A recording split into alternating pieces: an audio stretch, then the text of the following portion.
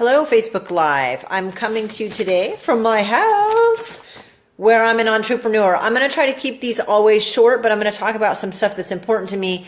One of them is how to separate business and personal life. I don't do that a whole lot because my personal life and my business are commingled so much.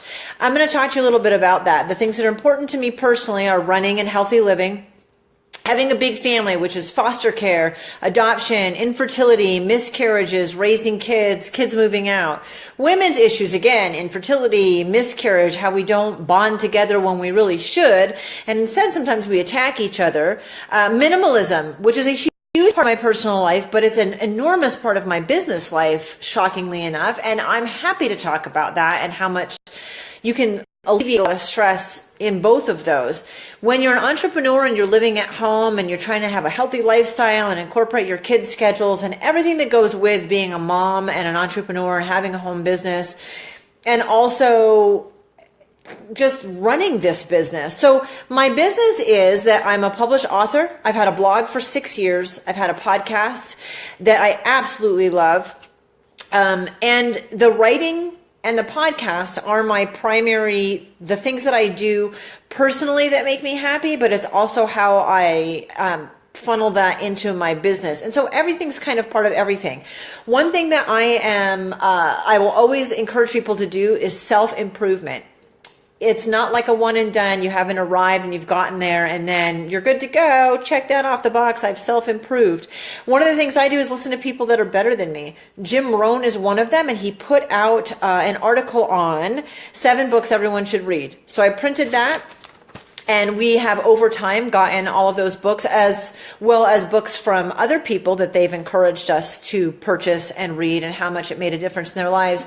And then I read them, and I read them with the intent that this is to make myself better. Someone who's at a higher level than I am, that I respect and enjoy listening to and watching, that I look up to, is telling me this book made a difference in their life. And so I have kind of a different viewpoint when I'm reading that as opposed to just picking up a book that I think might be good or reading something for pleasure. So always do things to improve yourself, and part of that is who you surround yourself with, who you listen to, who you watch, who you allow into your life and into your circle, into your world.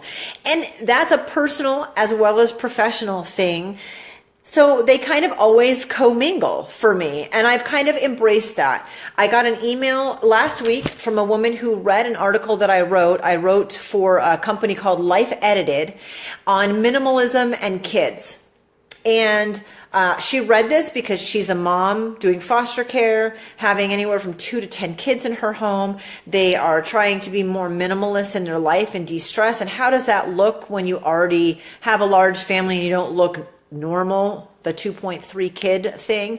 You already have more kids. You're taking in kids that aren't yours. You're loving them. What do you call them? How do you approach that stuff? And then on top of that, you're doing something that's out of the norm, which is less consumerism and minimizing your life, which reduces a lot of stress.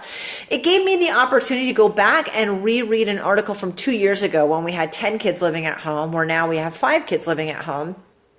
And how much that still everything that I wrote in that article is absolutely true.